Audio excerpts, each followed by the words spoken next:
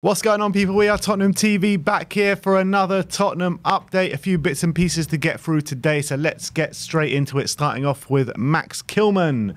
Matty Moretto saying that Tottenham are considering a move for Wolves defender Max Kilman. We have been linked with him for a while now.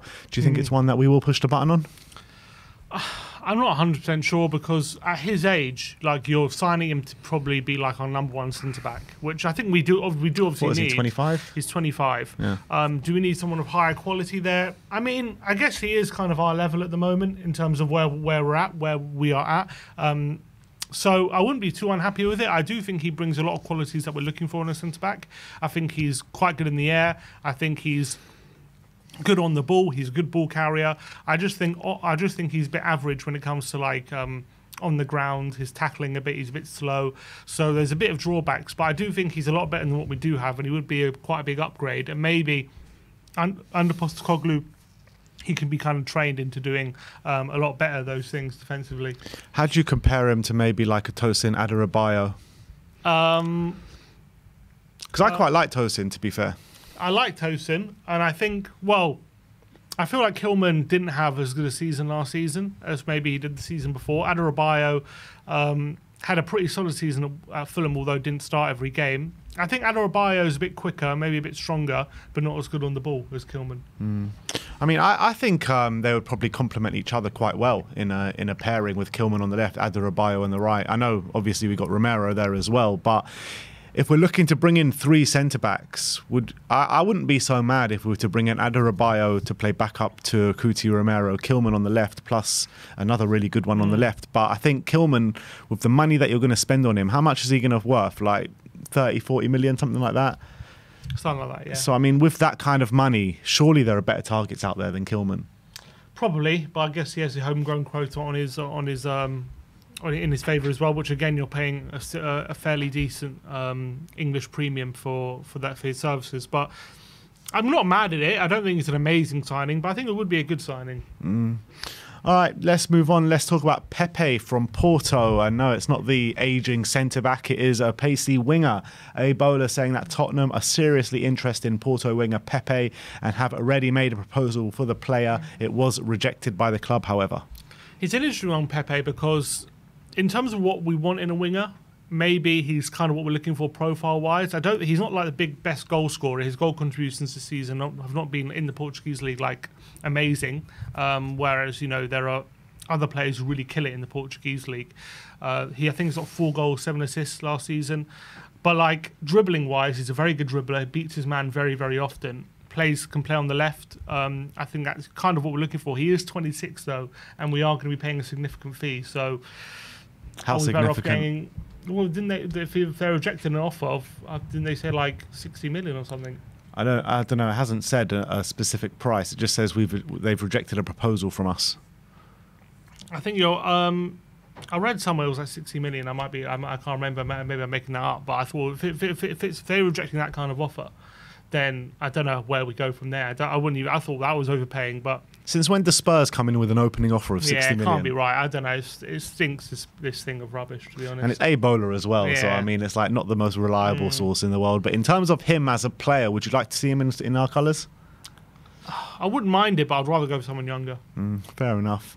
And let's talk about someone younger now in Alex Scott of Bristol, Tottenham fan growing up. Ali Gold says that Tottenham have asked to be kept informed on the situation on Bristol City starlet Alex Scott, who turns 20 this summer. The Championship club are believed to want a fee in the region of £20 million. So I think that's a fairly good price. Yeah, if it's 20 million, I think that's something that we should definitely go in for, because I think he can be in our midfield for a long time. He's clearly shown in the Championship that he's at home at that level at such a young age. Spurs fan as well, which which implies he might stay loyal longer than maybe other players will if he progresses quite rapidly. Clearly chock full of talent as well, can play in probably 2 positions in the number 8 positions as well. Makes a lot of sense.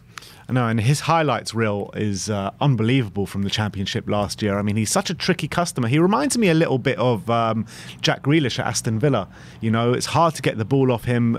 He buys a lot of fouls, really got a lot of skills to his game. I mean, I would love to see him in Yeah, he's in a bit of a different position to Grealish, but like the way he kind of jinks around and evades trouble is quite impressive, especially such a young player. Maybe once he adds more weapons to his armoury, like he'll be even more impressive if he's at this level at such a young age. So 20 million, I think, could be seen as a massive bargain in a year or so.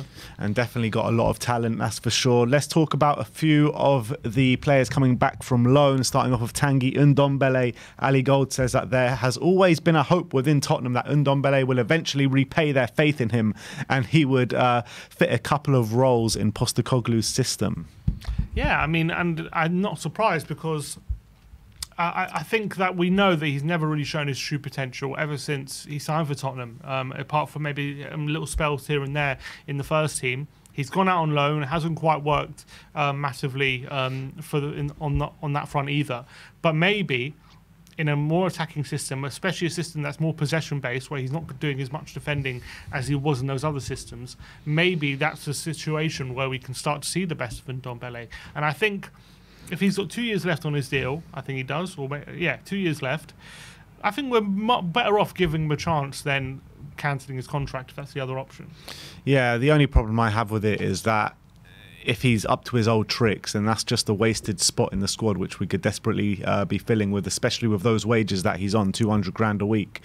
So, look, as much as I'd like to see Ndombele really flourish and really reach his potential, I just don't think it's possible anymore, to be honest. And no one seems to be getting a tune out of him. Napoli, he went to Napoli and hardly saw any starts there as well.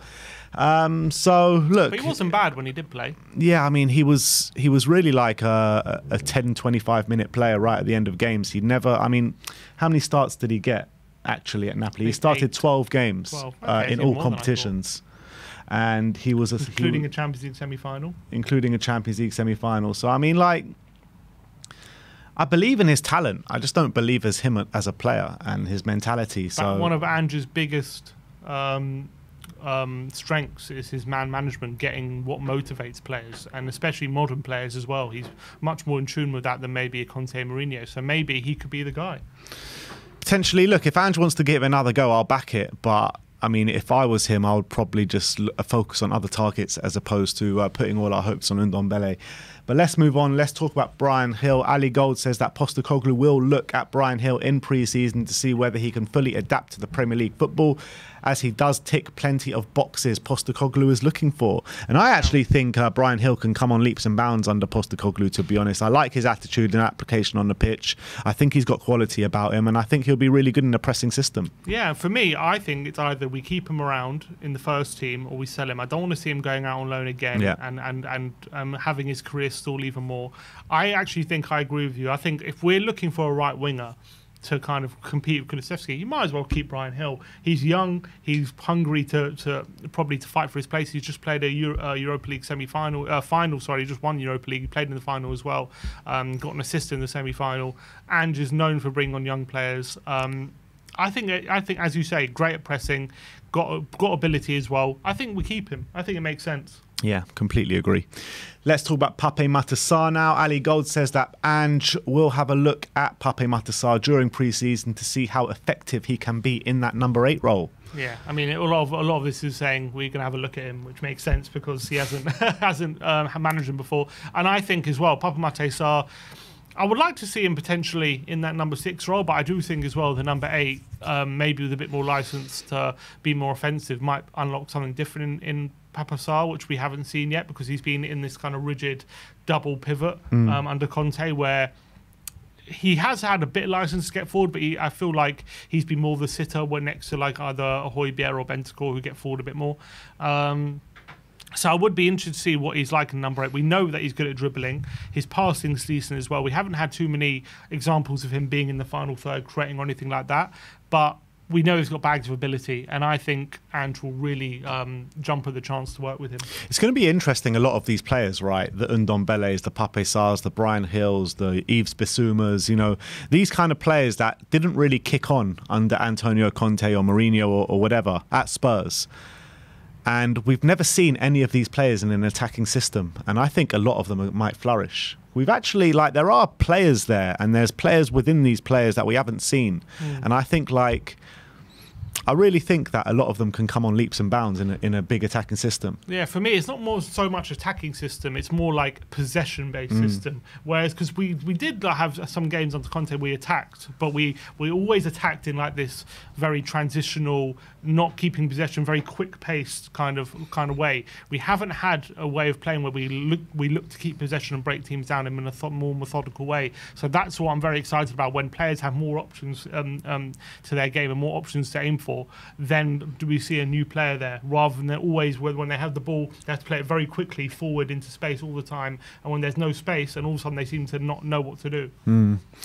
All right, let's talk about these quotes. We've got quotes from 3 different players, starting off with David Raya, and he's talking about his future. And he says, I know there are rumours about me leaving. There are some options for me to go, but obviously Brentford are asking a lot of money.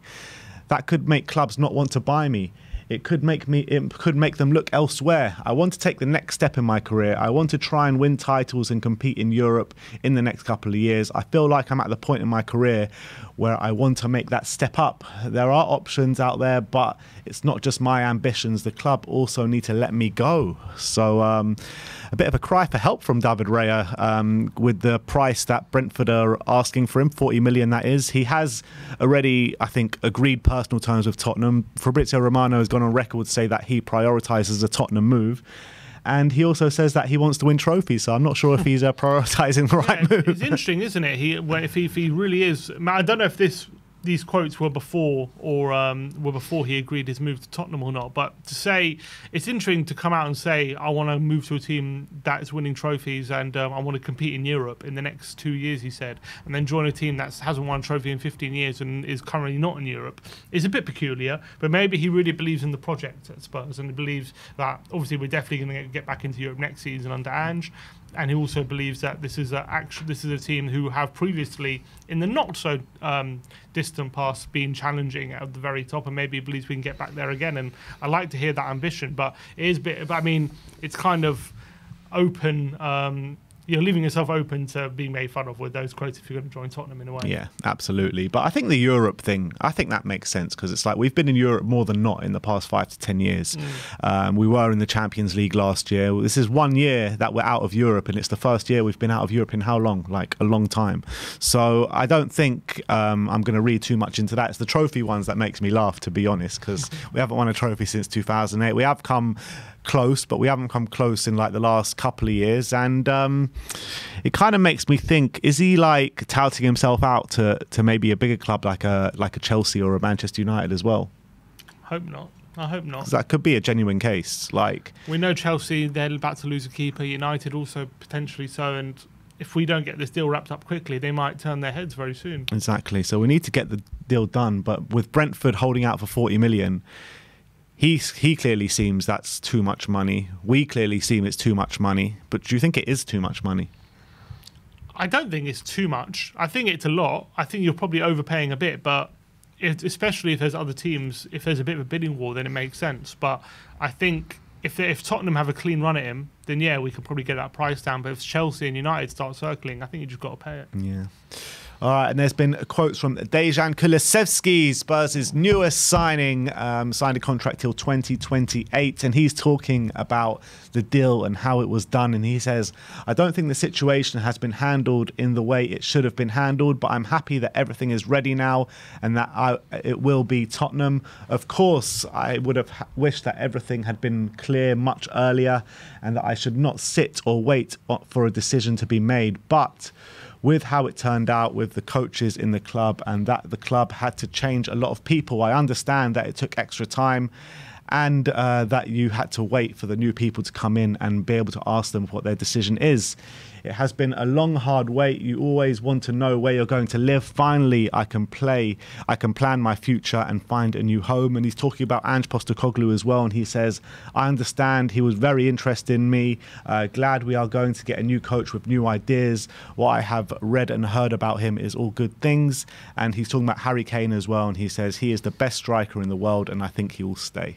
Yeah, so I'm glad that that's all sorted. Obviously, we've been on record about how much we think it's a great deal that we got for Kulusevski, and we know that he's grown close to Tottenham very quickly and he's found a home here.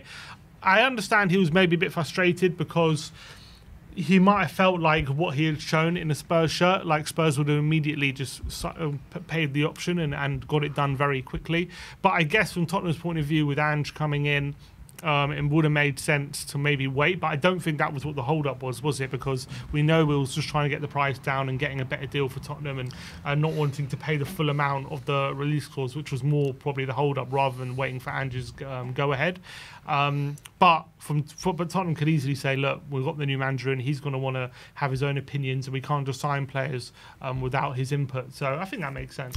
Yeah, look, don't take it to heart, Decky, because even if it was Ronaldo, Messi or Mbappe, they'll still be haggling the same way as it would be for you. So look, everyone's glad Decky is a Spurs player now, full signed, sealed and delivered.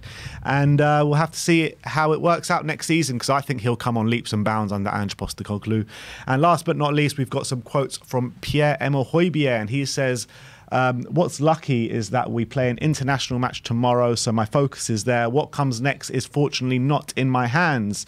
What I can focus on is what needs to be done tomorrow. I've spoken about my time in Munich, but right now I have nothing to say about it. So he clearly doesn't know where his future lies. Yeah, considering that this is a player who has pretty much played every minute of every game ever since he signed, for him to be unsure publicly of his future shows that there must be some serious uncertainty around the club, whether he's staying or not, because you would have thought that for a player of that stature, especially a player in the leadership group of the club, like he would be coming out saying, "Oh, my future's at Tottenham. I've got no other thoughts." But he's kind of not committing. Yeah. He's not saying much. So that definitely says a lot to me that he's not saying anything about his future for next season. So I reckon it definitely is up in the air, and sounds like we are definitely prepared to maybe take money if the good offer comes. Yeah, it's going to be an interesting one to see how this one plays out, because look, I've said many a time, I think he could be one in the midfield which you could get a decent fee for and you can upgrade on.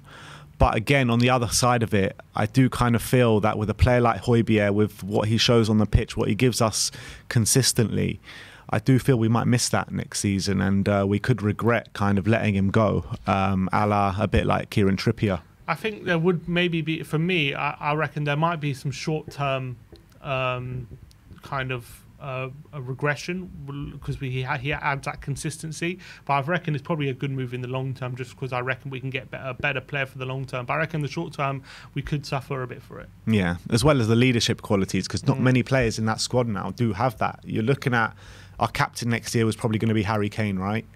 And we're basically naming Harry Kane captain with 1 year left on his deal. Who else there is a possibility for a captain? Who else is captain material if you don't have Højbjerg in the squad anymore? There is no one, really. Unless they develop. They have to develop those can they do it in such a short space of time? I mean, they've got a year until potentially Harry Kane leaves. So, I mean, look, it's going to be an interesting one to see who can step up. But there is a clear leadership void in that squad. Clear. It's been there for, that's true. It's been there for a while, I reckon. But anyway, that is your Tottenham update for today. Let me know in the comment section below your thoughts regarding any of the news stories we brought to you today. Like, subscribe and comment. And as always, come on you Spurs.